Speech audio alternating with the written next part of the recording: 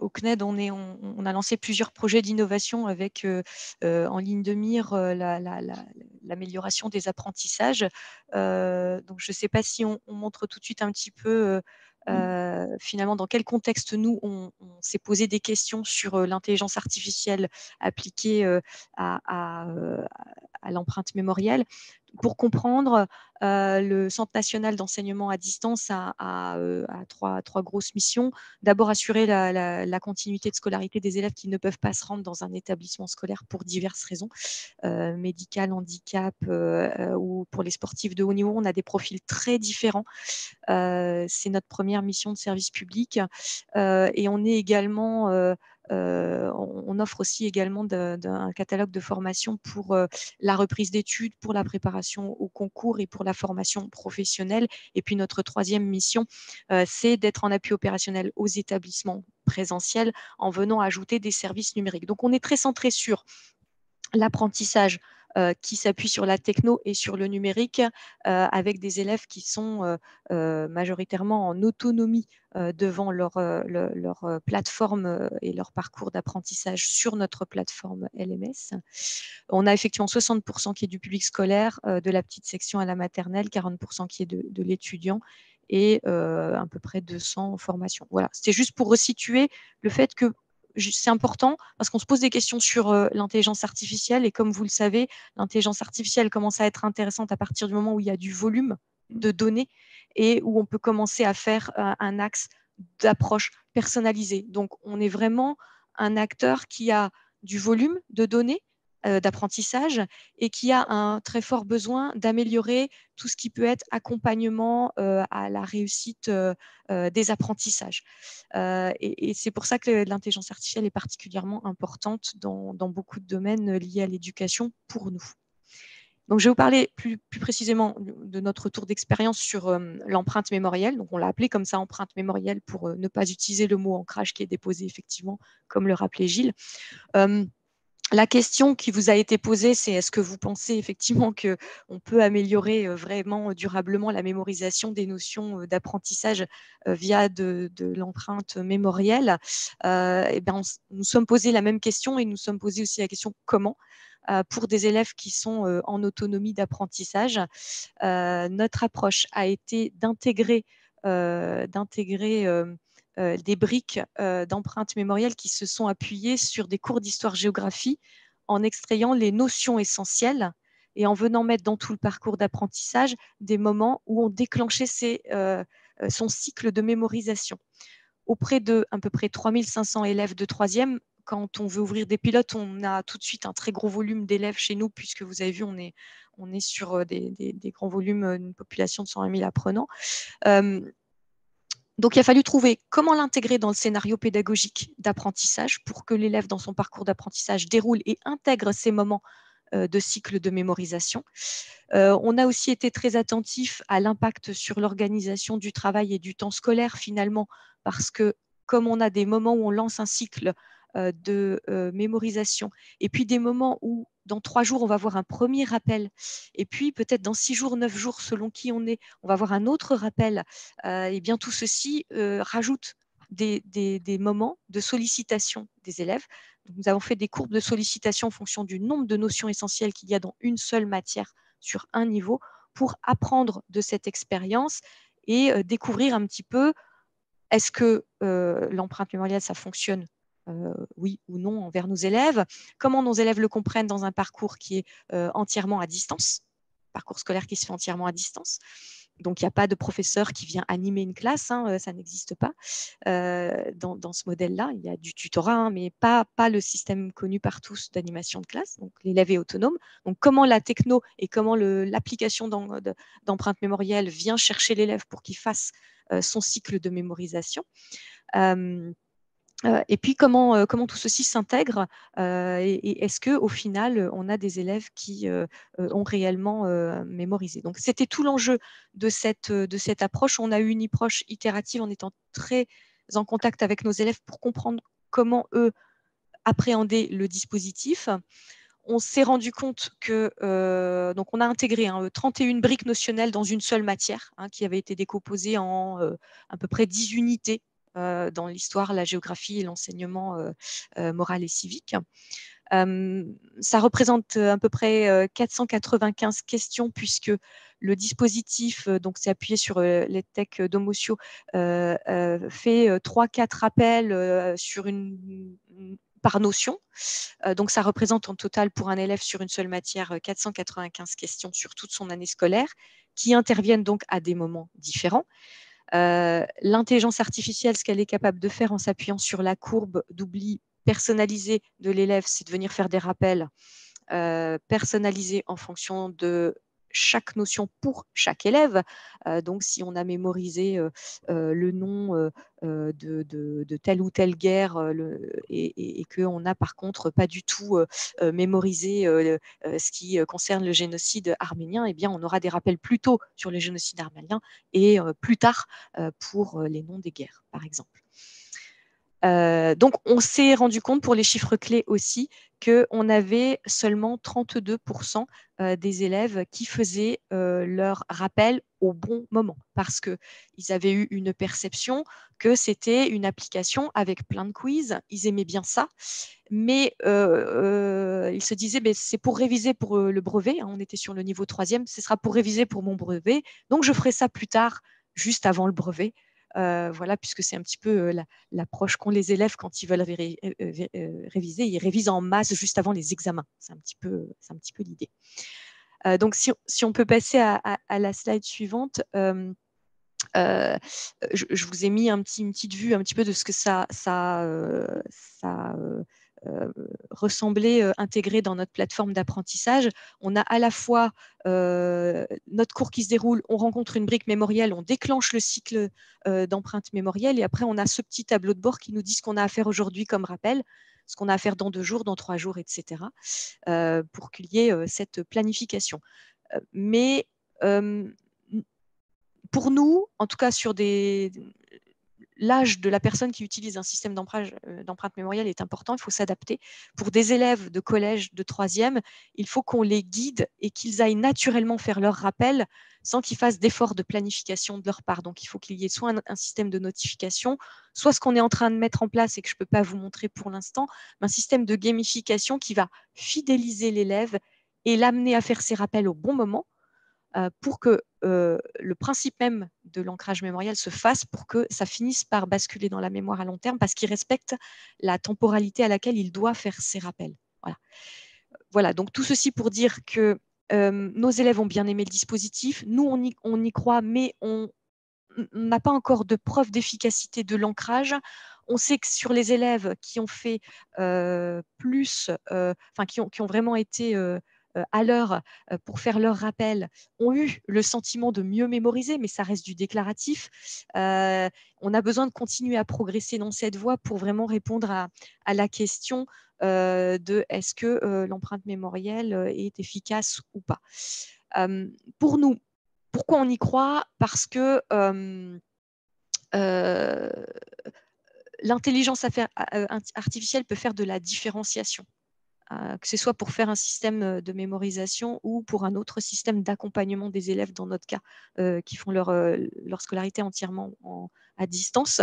À partir du moment où on fait de la différenciation, on vient apporter ce dont l'élève a besoin de manière beaucoup plus ciblée.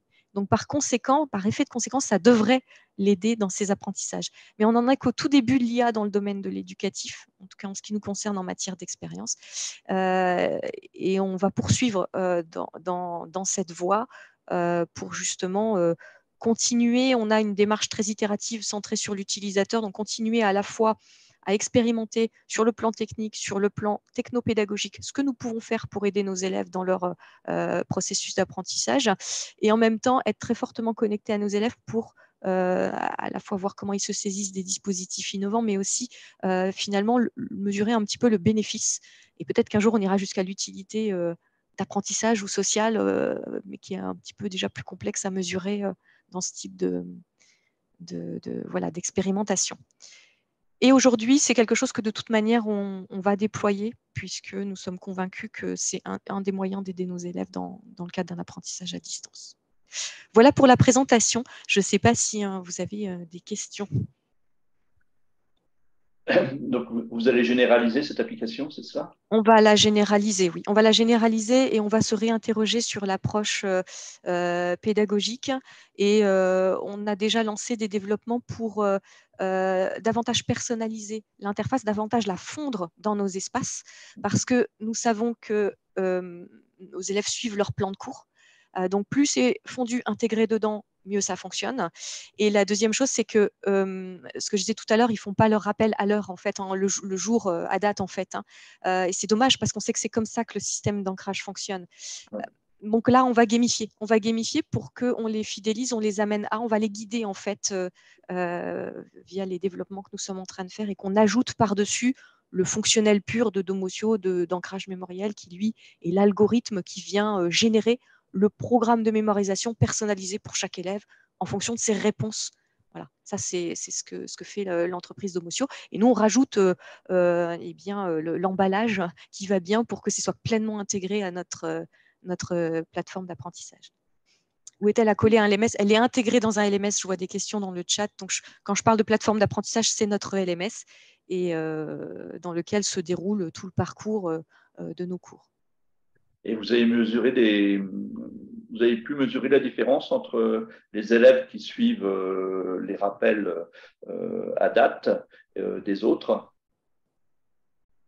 Alors, mesurer la différence. La différence de mémorisation, en fait, de résultats, ou je ne sais pas comment vous mesurez le résultat. Non, c'est très difficile parce que même s'ils ont, comme tout élève, des devoirs à faire, c'est difficile de faire le lien entre leur progrès et la source du progrès. Est-ce que c'est vraiment ça? Donc, on a pu obtenir que du déclaratif de leur part en leur disant est-ce que ça vous aide? Est-ce que vous avez le sentiment que ça vous aide? On n'en est que là. Ça va être difficile d'aller chercher de la preuve d'efficacité d'apprentissage qui serait due que à l'outil, puisque par ailleurs, on innove aussi. On continue à innover tout le temps sur nos plateformes et sur nos services pour de mieux en mieux accompagner nos élèves. Donc, c'est difficile d'aller jusque-là pour l'instant. D'accord. Merci. Je ne sais pas s'il y a d'autres Oui, questions, je pense qu'il y Loïc. avait une Oui, question, il y en a quatre effectivement, ou cinq, oui. mais peut-être revenir sur la question de notion, peut-être à préciser avant Oui. de continuer les interventions. On a une personne qui nous demandait de définir le terme de brique notionnelle, et puis il y avait Valérie Legoupil qui se posait la question de savoir est-ce qu'on pouvait en parler par rapport à ce que vous avez présenté d'expérimentation d'adaptive learning. D'accord. Alors, ce que c'est qu'une brique mémorielle pour nous, en fait, l'idée, c'était sur l'histoire géo, il y a quand même un certain nombre d'informations importantes à mémoriser, des dates, par exemple, des dates clés, mais pas que. En fait, il y a eu tout un travail d'ingénierie pédagogique chez nous, avec, en collaboration avec des auteurs experts de la discipline histoire-géographie pour des élèves de collège, pour aller à partir du programme scolaire et à partir de nos cours et du programme scolaire, puisque nos cours s'appuient évidemment sur les programmes scolaires, d'aller chercher quels étaient les éléments qui étaient des bons candidats à un système d'ancrage mémoriel, parce que c'était des choses clés à retenir, des choses qui allaient tomber au brevet, ou que dans l'ensemble de la scolarité, il est bon de retenir dans cette matière histoire géo et enseignement moral et civique. Donc il y a eu un travail comme ça pour définir quelles étaient les notions essentielles du cours. Finalement, si on fait un extract et qu'on rentre, qu'on se dit qu'est-ce qu'on doit retenir vraiment, et où un système de répétition amène à mémoriser plus facilement les dates, hein, typiquement, je prends l'exemple des dates. Voilà, ça a été un travail ingénieur pédagogique d'aller déterminer ça.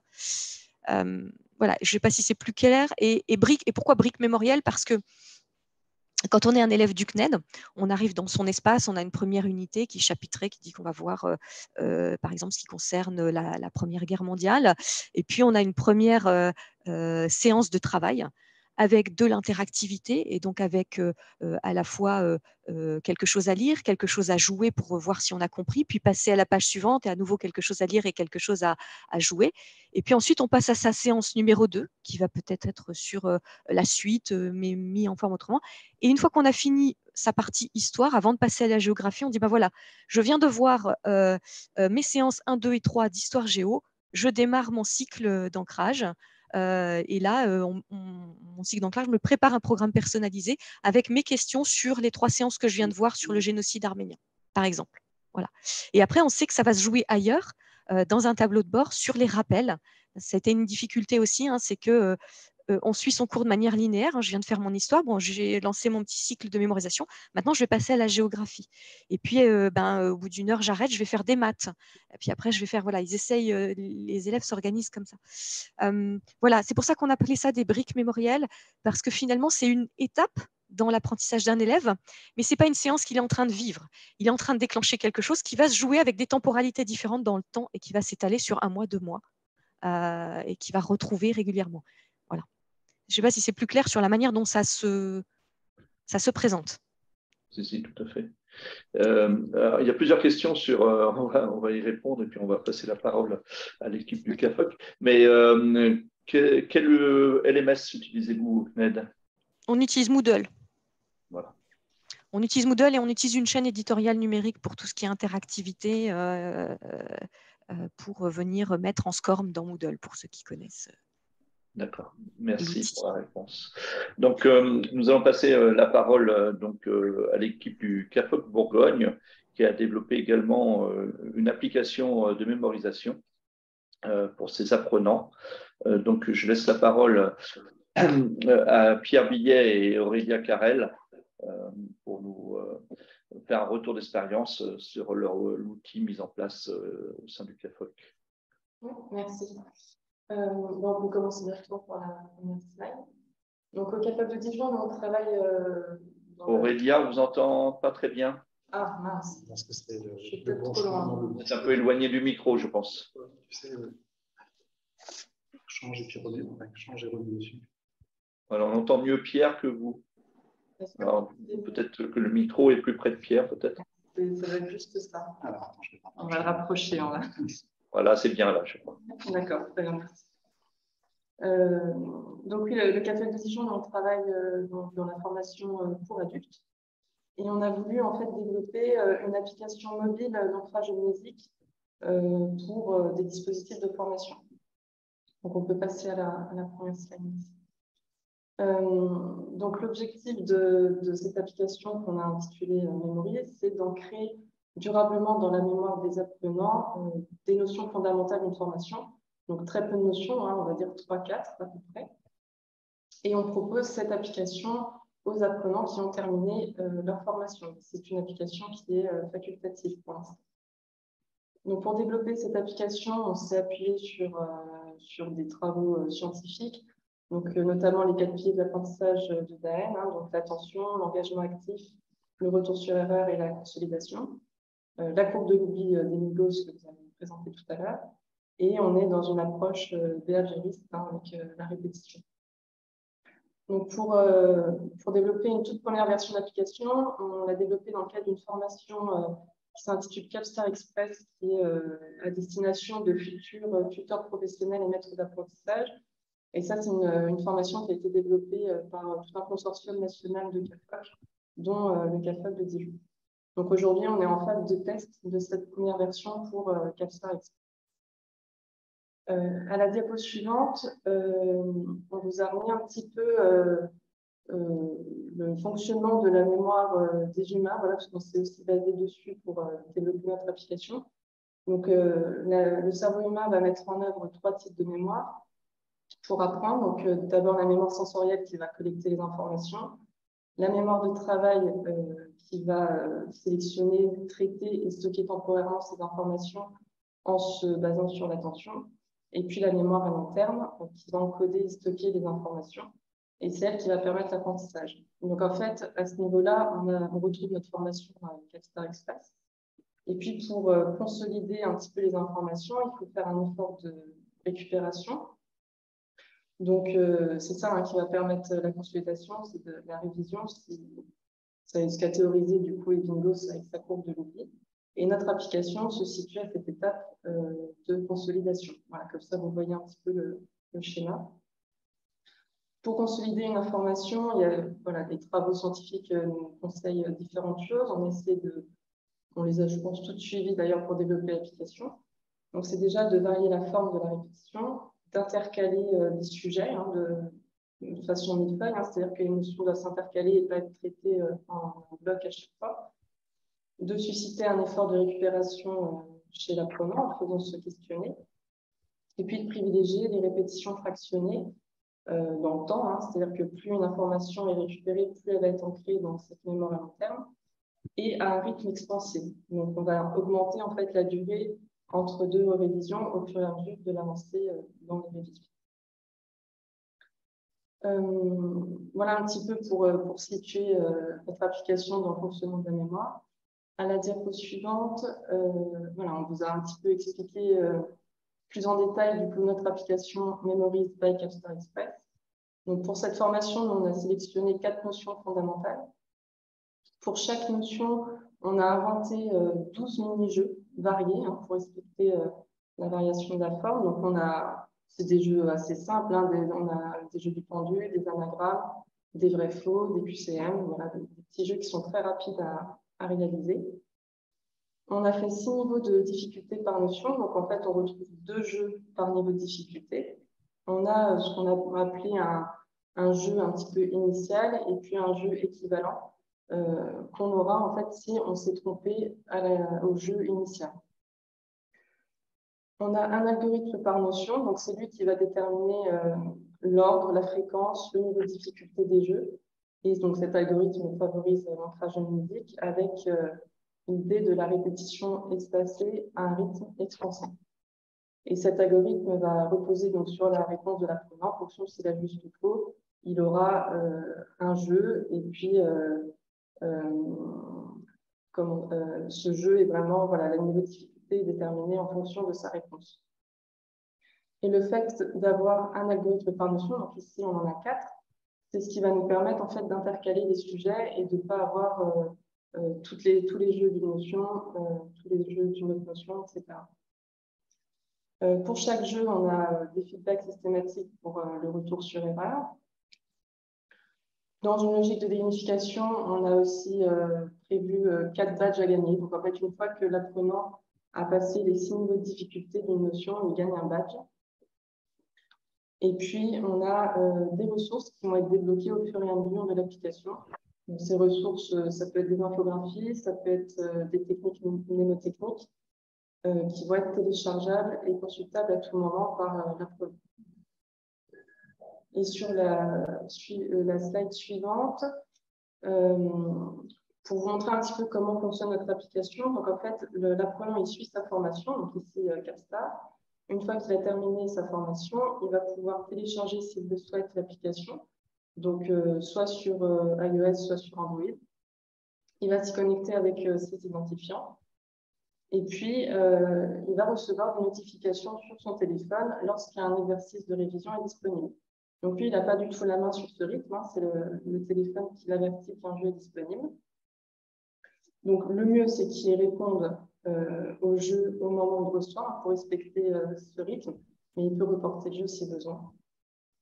Il va répondre donc à son jeu ou à ses jeux du jour, hein, puisque comme il y a différents algorithmes, il peut arriver qu'il y ait 2-3 jeux par jour.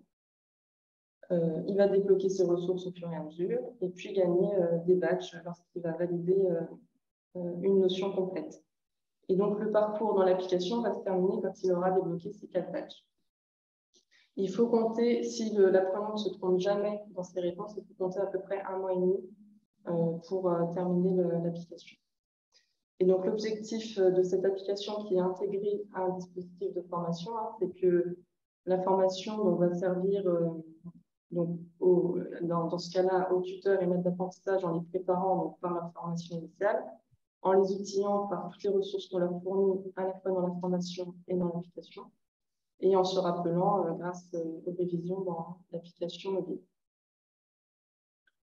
Je laisse la parole à Pierre pour la suite du diapo. Ils vont traiter essentiellement de notre originalité par rapport aux finalement anciennes méthodes hein, qui ont été décrites tout à l'heure. La première, c'est que en fait, c'est une fonctionnalité qui s'intègre dans un dispositif. En fait, on a cherché à innover à la fois sur l'outil et sur le dispositif. Aurélien l'a évoqué tout à l'heure, notre public, nous, ce sont des salariés. Et donc, on est dans un dispositif où la performance pédagogique est très attendue. Lorsqu'il y a des investissements, donc un retour sur investissement qui est imposée. Et donc, on se doit de mettre en œuvre tous les moyens qui concourent donc à ce retour sur investissement. Et nous semble-t-il, les profils étant très hétérogènes chez les salariés, il nous faut utiliser donc des méthodes, des outils, des courants très différents. Donc pour nous, Memories participe à élargir l'éventail de dispositifs ou d'outils qui concourent peu ou prou à l'efficacité pédagogique. Alors, c'est un outil parmi d'autres, on a ici quelques-uns qui ont été cités. On a un outil qui s'appelle Push, qui est en développement, qui va essayer de situer l'apprentissage. Donc, en gros, c'est de proposer donc, la bonne ressource au bon moment et au bon endroit, et surtout donc, avec le bon contenu. On a donc des animations qui, eux, vont plutôt vont tirer profit donc, de la socioconstruction. Et puis Memories, donc, qui, lui, va, sur un mouvement plutôt comportementaliste, chercher à ancrer quelques savoirs dont on sait que le souvenir doit être précieusement gardé. Sur la diapo suivante, et c'est la dernière, donc,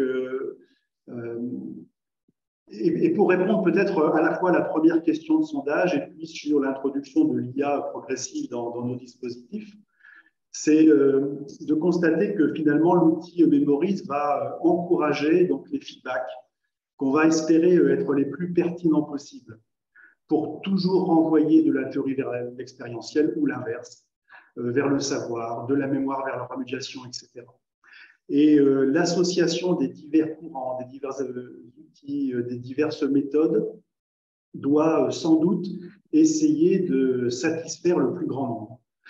Il y a un principe qui prévaut ici au CAFOC, c'est que on est tout à fait persuadé que les sciences de l'éducation font partie des sciences molles et que les facteurs favorisant l'apprentissage sont extrêmement variés, riches et différents. Et on s'inspire beaucoup des travaux de Pauline Minier qui a séparé en facteurs endogènes et exogènes donc ces facteurs.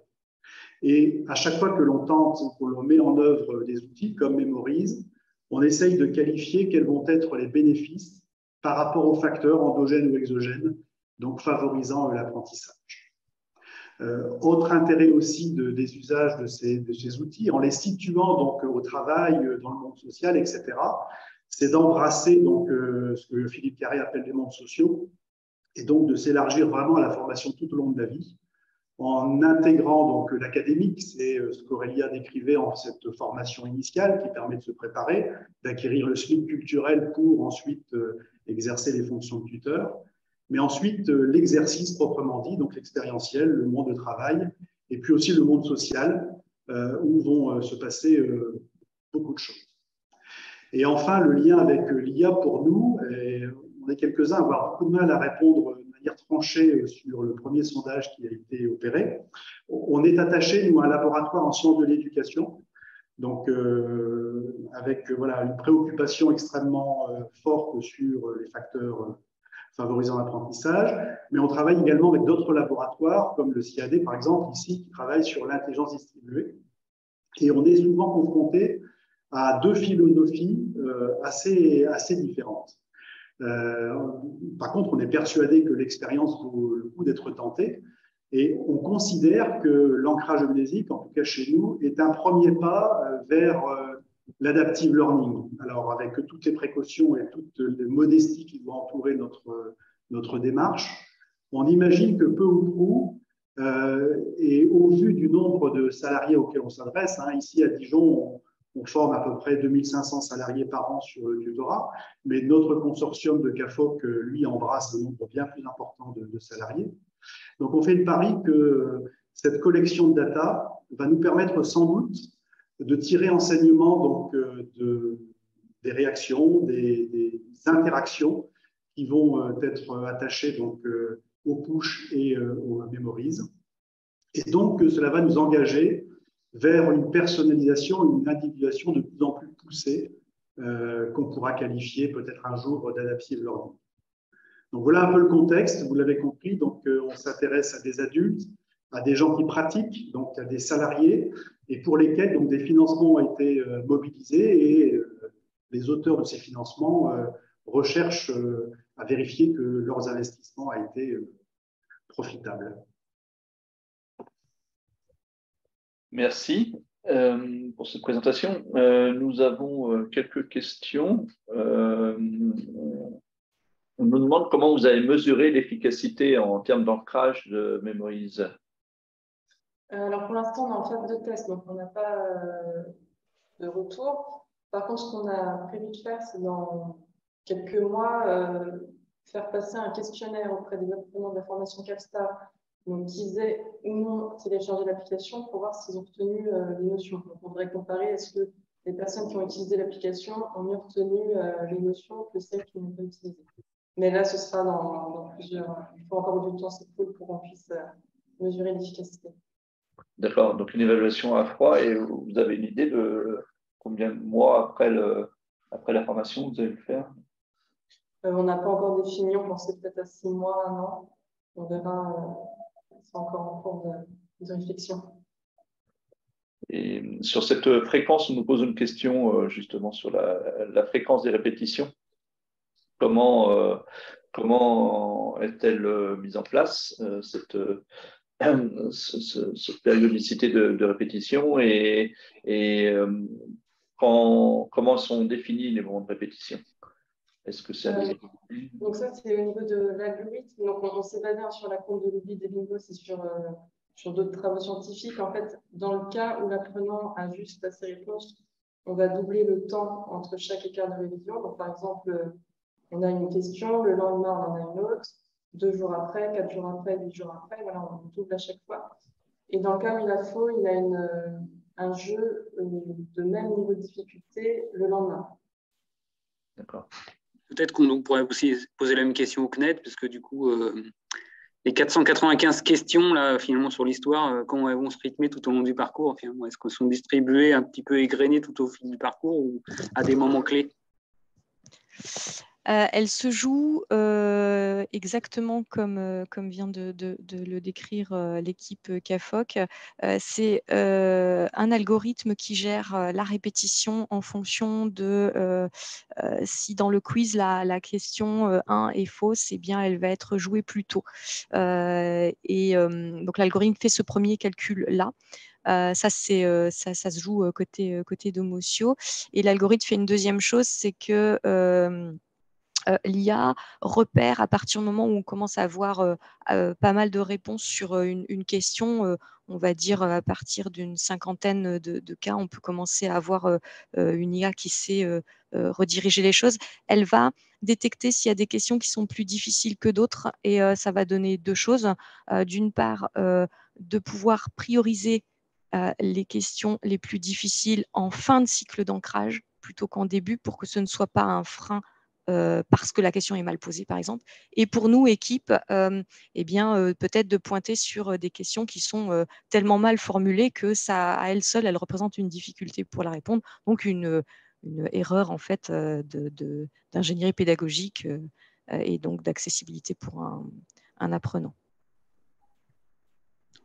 Ce qui veut dire que si je reformule ce que j'ai compris, on est bien dans un système qui s'adapte des 2 côtés, à la fois à l'apprenant en fonction de l'individualisation et aussi qui s'auto-améliore en fonction des contributions et des réponses des apprenants. Il s'adapte à l'apprenant. Et la deuxième adaptation qu'il fait de manière automatique, c'est l'ordre dans lequel il envoie les questions. On a préparé pour chaque notion, on a 5 séries de quiz. D'accord ? On a le quiz numéro 1, puis après on a mis le 2, le 3, le 4, le 5. Il pourrait très bien mettre je sais pas, le 4 en deuxième position parce qu'il a détecté au bout d'un certain nombre d'élèves que la numéro 2, elle pose problème. Et donc, il va la mettre à la fin parce qu'elle est peut-être plus compliquée. Voilà, le temps pour nous, si on estime qu'il faut la revoir, de la revoir.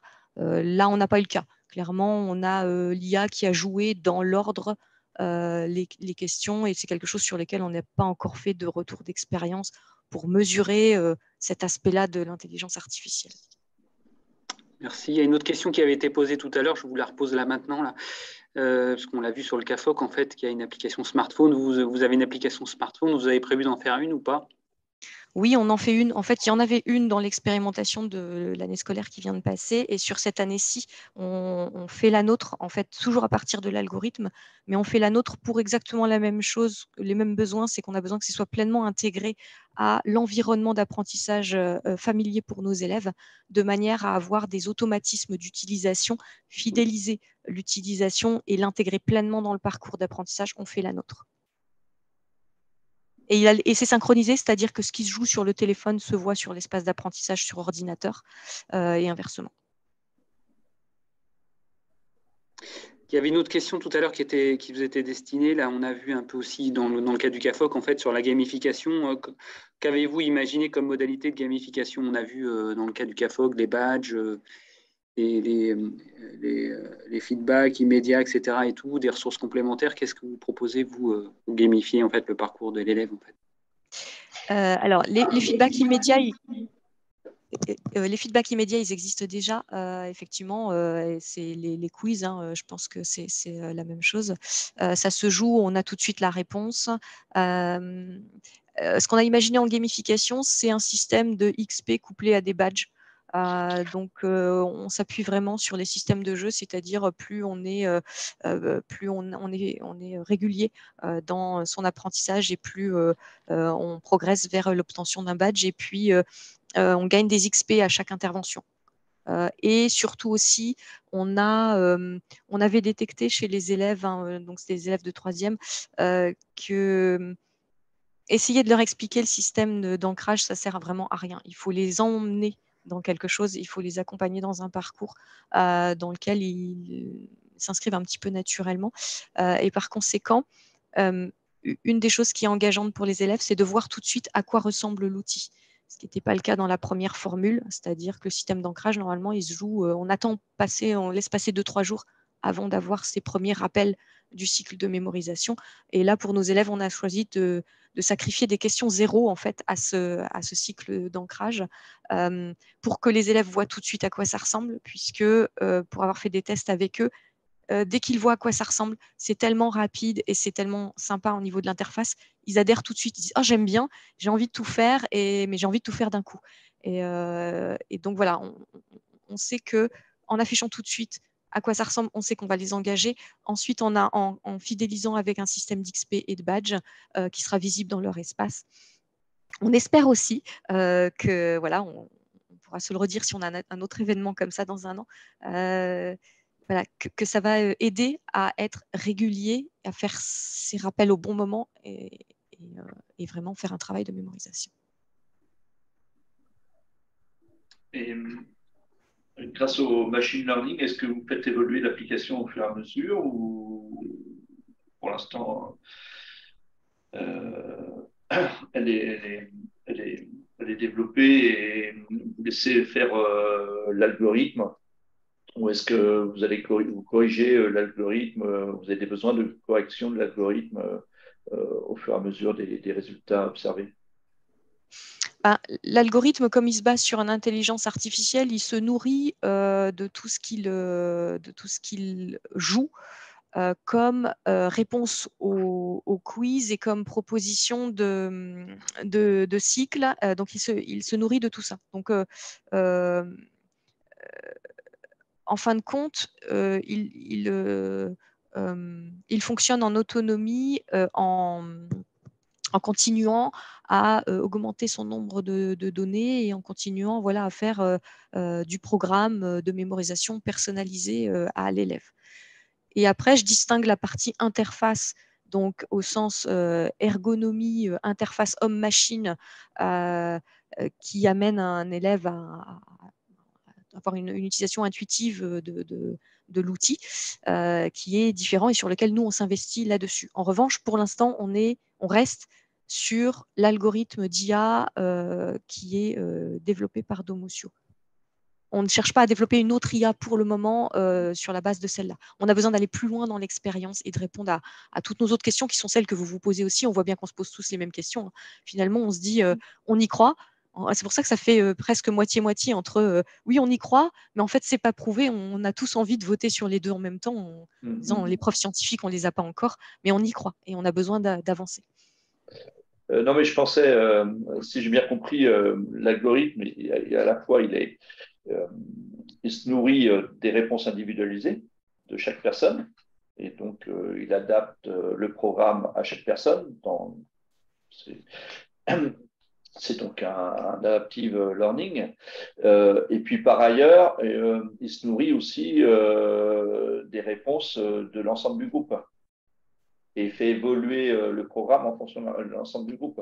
Et c'est là, est-ce que vous distinguez les deux? Est-ce que, voilà, je voulais savoir si, en fait, lorsqu'on met cet algorithme en place, on ne maîtrise plus rien et on doit laisser faire et attendre une évaluation finale dans quelques temps, 6 mois, 1 an, comme disait tout à l'heure le CAPOC, ou est-ce qu'on peut intervenir en cours si on est-ce que déjà, enfin, des dérives sont possibles? Je ne vois pas trop pourquoi, mais bon, je vous pose la question. Et est-ce qu'on peut justement avoir la main quand même à un certain moment? Alors, l'intelligence artificielle, elle n'est pas si opaque que ça, en fait. Hein. Ça reste quand même un algorithme à qui on a dit ce qu'il fallait faire. Simplement, il est capable de faire les choses, de faire des regroupements de sens qui lui amènent ce qu'on lui confère une certaine intelligence de priorisation des questions. Et uniquement là-dessus, sur ce projet-là. Il y a d'autres projets sur lesquels l'IA peut aller plus loin et qu'on mène en parallèle sur tout ce qui est adaptatif, etc. Pareil, on a 4-5 chantiers comme ça sur l'intelligence artificielle. Mais spécifiquement sur l'ancrage mémoriel, on sait exactement ce qu'elle fait. Elle va prioriser l'ordre des questions. Et nous allons voir si elle priorise d'une manière ou d'une autre l'ordre des questions.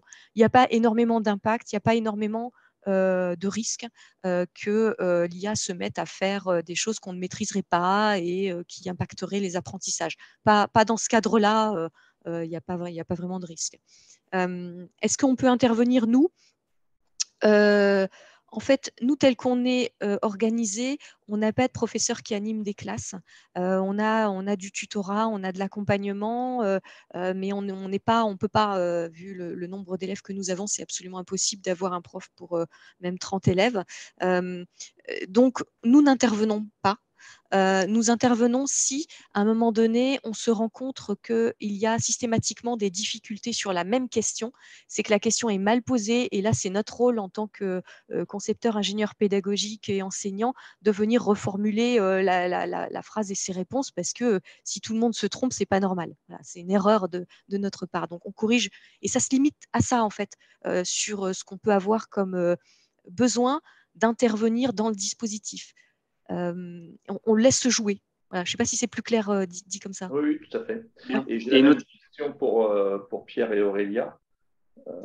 Est-ce que vous pouvez nous faire un retour sur ce point, la différence comment fonctionne l'intelligence artificielle au niveau individuel et sur le collectif et comment est-ce que vous n'intervenez pas, vous laissez faire l'IA? Alors, pour l'instant, l'intelligence est très, très humaine. C'est-à-dire que parmi les outils associés donc, au dispositif, on a une cellule tutorale, donc des personnes attachées au suivi individuel. Par contre, le nombre d'apprenants, leur diversité, et puis on voit bien, donc, les besoins de souplesse et de réactivité nous engagent à travailler vers quelque chose de plus, non pas automatisé, mais de plus artificialisé. Donc, l'idée avec ce premier engagement, c'est bien ça, c'est déjà de proposer donc, des systèmes les plus réactifs en termes d'interaction en fonction des attitudes individuelles des apprenants et de tirer profit des expériences individuelles, cette fois-ci agglomérées, concaténées, pour tirer profit donc, d'enseignements de groupe. Ça, c'est l'étape, à mon avis, qui va venir juste après. Pour l'instant, notre adaptive learning, vous l'avez compris, c'est pour ça que je prenais beaucoup de guillemets, il est très artisanal et il y intègre beaucoup d'interactions humaines.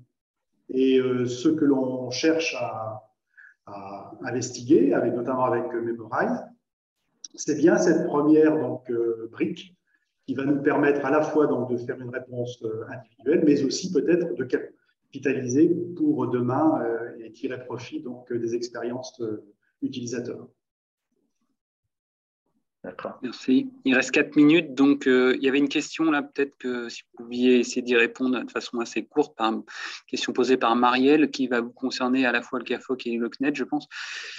Vu que vous êtes dans des systèmes assez différents, que proposez-vous pour favoriser et améliorer l'attention ? Alors, nous concernant, alors on est très différents, mais on a la même tutelle, hein, on dépend du ministère de l'Éducation nationale. Je veux dire, quand je parlais de différents, je parlais de contexte d'apprentissage. Vous êtes plutôt dans du blended, du mixed learning, alors qu'en fait, le CNED, c'est du full à distance, 100%. Quoi.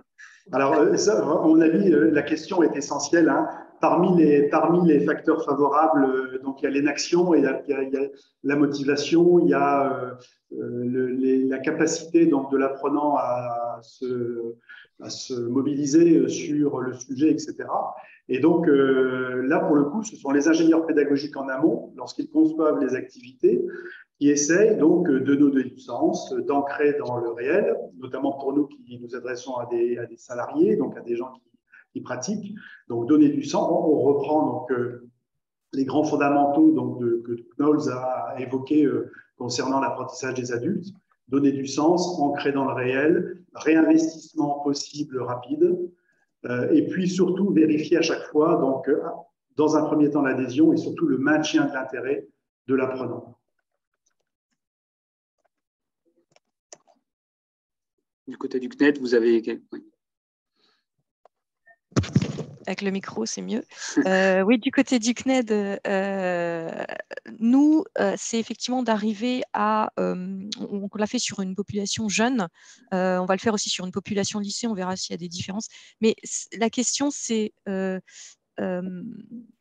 comment on fait bien intégrer le dispositif d'ancrage à ce qu'ils doivent faire. C'est-à-dire que nous, on les guide par la qualité de l'ergonomie de l'interface qui est un peu séquentielle parce qu'on est en autonomie quand on est un élève au CNED et qu'avoir un plan de travail et le suivre, c'est ce qui marche le mieux. Donc, on les engage comme ça, par cet effort d'intégration. On les engage aussi par la gamification et le fait qu'ils trouvent que le produit est sympa. Donc, quand ils nous ont fait un retour en disant qu'ils aimaient bien faire les quiz, limite, ils ne pouvaient plus s'arrêter. Voilà, donc on se dit il faut un produit sympa qui est rapide et qui peut se jouer aussi sur téléphone. Et puis, un système où on vient… Et là, c'est une vraie question, va-t-on réussir ou pas par la gamification à faire en sorte qu'ils soient réguliers et qu'ils suivent bien leur plan de cycle de rappel. Le mobile, il est bien pour ça aussi parce que la notification, ça aide quand même à aller faire les choses tout de suite ou pas, parce que c'est eux on leur donne des emplois du temps type à nos élèves, mais finalement, c'est eux qui organisent leur temps de travail. Et ils ont une telle liberté que finalement, ils ont aussi une liberté pour ces produits-là. Et ces produits-là demandent au contraire à ce que les choses soient un petit peu planifiées et qu'on suive un peu le planning à la lettre pour que ce soit efficace. Donc, c'est tout l'enjeu. Donc, voilà, donc nous, on mise sur ça. Si je résume, une bonne intégration bien dans le parcours pédagogique qui est l'interface de référence pour les élèves pour qu'ils fassent leur travail. Et puis, gamification, quelque chose de ludique, de sympa, de culturellement bien implanté comme une app mobile, par exemple. Merci, c'est très clair. Peut-être Gilles, tu veux faire un petit mot de synthèse?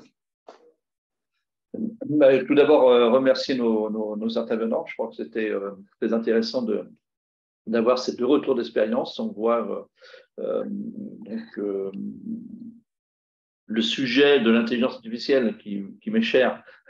On voit qu'il y a un intérêt à s'y intéresser, si je puis dire, en formation. Je vous ai mis le lien sur une conférence internationale qui se déroule sur 3 jours à distance sur le sujet, hein, sur l'utilisation de l'IA en formation. C'est pour ceux que ça intéresse. Et puis, donc, ce que je vous proposerais, c'est pour aller plus loin, c'est un prochain webinaire sur les agents virtuels intelligents, l'utilisation des agents virtuels intelligents en formation. Alors, je ne sais pas, peut-être que le CNED l'utilise déjà, il me semble utilisent-ils des solutions de ce type? Le CAFOC, je ne sais pas. On peut leur poser la question. Et puis, j'aimerais bien aussi l'année prochaine qu'on aborde un sujet qui fait débat, qui est la génération de contenu pédagogique par IA. Là, on va plus loin et on voit qu'il y a déjà pas mal de choses qui se développent dans ce sens. Donc, je pense que c'est intéressant qu'on en parle dans cette au FOD. Voilà, alors je ne sais pas, je vous laisse la parole sur le prochain, sur les agents virtuels intelligents. Est-ce que vous avez fait des expériences au CAFOC ou au CNED?